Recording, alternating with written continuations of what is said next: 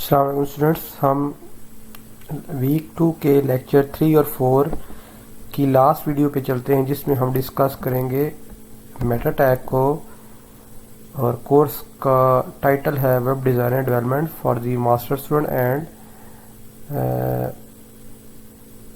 Web technologies for the BS students. तो meta tag किस लिए यूज़ करते हैं? अगर हमने अपने एचटीएमएल डॉक्यूमेंट्स की एडिशनल इंफॉर्मेशन स्टोर करनी है, हम उसे कहते हैं मेटा डाटा। तो अगर हमें मेटा डाटा स्टोर करना है कि एचटीएमएल डॉक्यूमेंट का, तो हम मेटा टैग यूज़ करते हैं।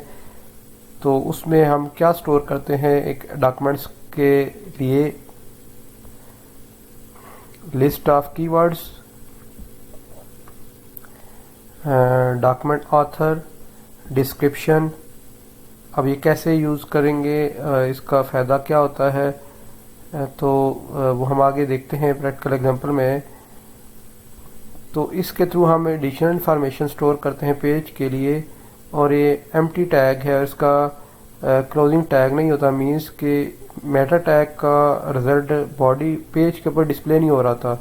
मेटा टैग को यूज़ करता है पेज के जो मेटा डाटा है, उसको यूज़ किया जाता है ब्राउज़र के थ्रू। उसे ब्राउज़र यूज़ करता है और हम Meta data, Meta information use होती है बाय दी सर्च इंजन।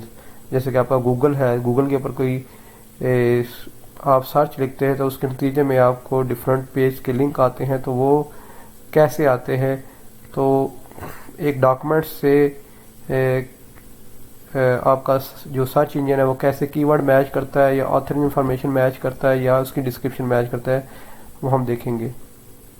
तो हम इन सारी जो भी है मेटा टैग के थ्रू हम ये सारी इंफॉर्मेशन, कौन सी डिस्क्रिप्शन की, लिस्ट ऑफ कीवर्ड्स की और ऑथर की, हम डिफरेंट मेटा टैग को यूज़ करते हुए डाल सकते हैं।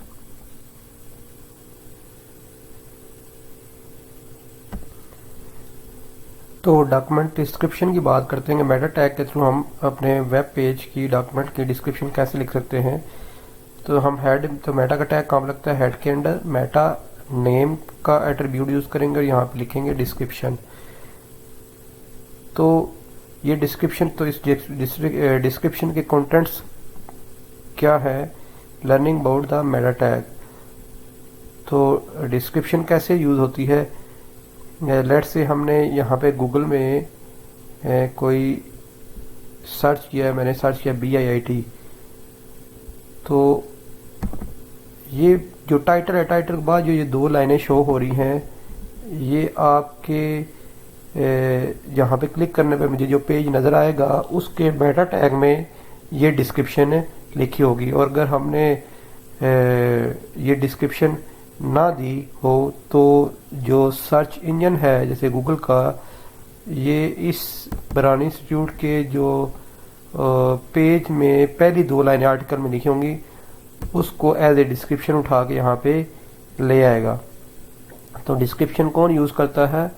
आपका सर्च इंजन। तो ये आपका हो गया डिस्क्रिप्शन का use.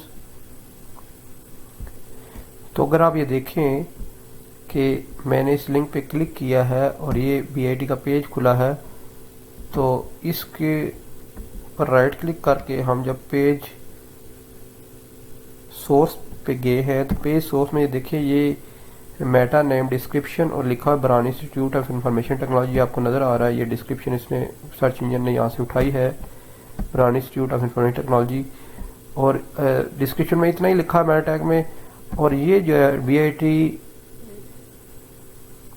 Was established at university, तो ये उसने बाकी कंटेंट्स फर्दर इसके आर्टिकल से उठाए हैं। तो अब हम देखते हैं कि जो कीवर्ड्स का यूज़ है वो हम कैसे ऐड करेंगे। तो अपने वेब पेज की कीवर्ड्स को मेटा टैग के थ्रू कैसे डिफाइन करेंगे? तो उसी तरह से हम, जैसे कि हमने मेटा टैग को यूज़ किया था डिस्क्रिप्शन के लिए, इस तरह मेटा टैग को हम यूज़ करेंगे इस डॉक्यूमेंट के कीवर्ड डिफाइन करने के लिए। तो इस तरह से हम ये जो डॉक्यूमेंट है ये वाली, इसके लिए हमने कीवर्ड डिफाइन किए हैं HTML, मेटा टैग और मेटा डाटा। तो कीवर्ड्स कैसे हेल्प करते हैं सर्च इंजन के लिए? जैसे गूगल जो है वो हमारे पेज को अगर सर्च करके लाएगा किसी भी रिक्वेस्ट के ऊपर, तो यूज़र अगर लिखता है HTML यहाँ पे सर्च में या लिखता है, तो ये हमने मेटा टैग HTML और ये मेटा डाटा, ये क्यों हमने कीवर्ड बनाए हैं इस डॉक्यूमेंट के बॉडी के अंदर हमारे जो टॉपिक्स होंगे वो रिलेटेड होंगे इन कीवर्ड से रिलेटेड, मींस उन टॉपिक से रिलेटेड हम कीवर्ड बना देंगे। तो जो बंदा हमें हमारे इस पेज को किसी भी सर्च इंजन पर सर्च करने जाएगा, तो वो अगर उसने अगर कीवर्ड लिखा है HTML, तो इस कीवर्ड्स के थ्रू हमारा पेज भी उसके सर्च रिजल्ट में आ सकता है। तो इस तरह से हम ऑथर नेम भी सेट कर सकते हैं। तो by using the multiple meta tags you can define the description, author and keyword। तो हम ऑथर का नाम भी जो कि यूज़फुल होगा फॉर दिस सर्च इंजन, तो नेम की वैल्यू ऑथर दे के भी हम, और उसके कंटेंट जो भी है इस पेज का ऑथर होगा, इस तरह से हम उसका मेटा डाटा डिफाइन कर सकते हैं। लास्ट थिंग जो हम डिस्कस करते हैं मेटा टैग की, वो है HTTP इक्विवेलेंट एट्रीब्यूट है मेटा टैग का। तो इसको मैंने मेटा के थ्रू ऐड किया है। इसका वैल्यू है रिफ्रेश कंटेंट 5, मीन आपका पेज हर 5 सेकंड बाद खुद ब खुद रिफ्रेश होगा अगर आप ये इंफॉर्मेशन इसमें डालेंगे। तो हम एक पेज बना के चेक करते हैं। तो जैसे मैंने इसमें एक इमेज डाली हुई है, Ctrl+S के से रन करके देखते हैं।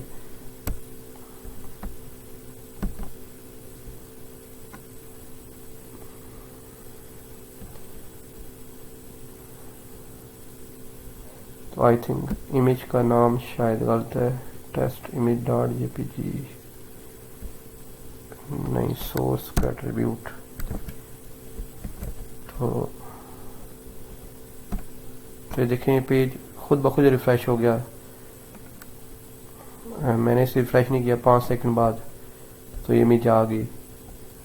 तो मैं इसका टाइम बढ़ाता हूँ ताकि हम, तो ये मैंने 10 किया सेकंड, और मैंने वहीं गलती इसमें डाली सोर्स वाली। जैसे Ctrl+S किया तो जल्दी जल्दी हम ब्राउज़र पे गए, तो अब देखिए तो ये 10 सेकंड बाद खुद ब खुद पेज रिफ़्रेश हुआ और वो इमेज गायब हो गई। तो पेज रिफ़्रेश कैसे हुआ? इस एट्रीब्यूट की वजह से मेरे टैग में ठीक हो गया। तो मैं इसे सही करता हूँ, सोर्स और Ctrl+S किया और बाप जल्दी ब्राउज़र पे गया। तो देखें पेज खुद ब खुद रिफ़्रेश। तो ये हर 10 सेकंड बाद खुद ब खुद रिफ़्रेश पेज होता रहेगा।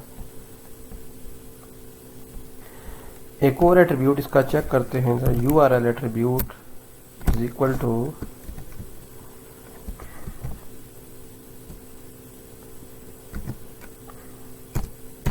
तो ये क्या करेगा कि वो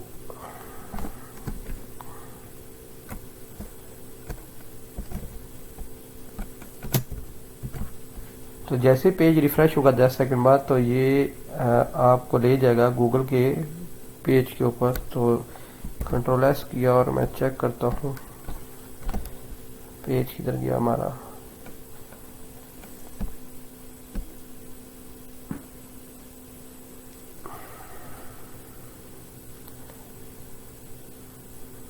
समथिंग रॉन्ग, देखते हैं।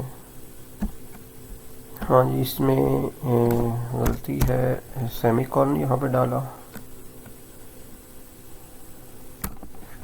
हाँ जी, तो ये सारी कंटेंट में आएगी, कंटेंट 10 सेकेंड सेमीकोलन URL, और ये यहाँ नहीं आएगा तो कंट्रोल S की, और जल्दी जल्दी जाते हैं अपने पेज पे के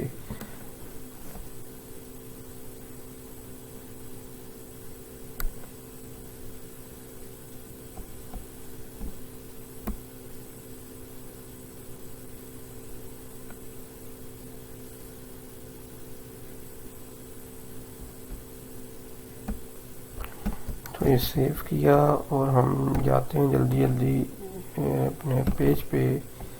तो 10 सेकंड तक वेट करते हैं कि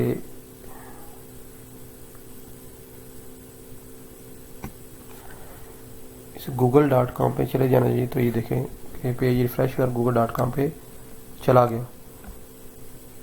तो आई थिंक आपको ये इस लेक्चर के सारे टॉपिक समझ आ गए होंगे। नेक्स्ट हम मिलेंगे नेक्स्ट लेक्चर की वीडियो में। ये लास्ट वीडियो थी। अल्लाह हाफिज़।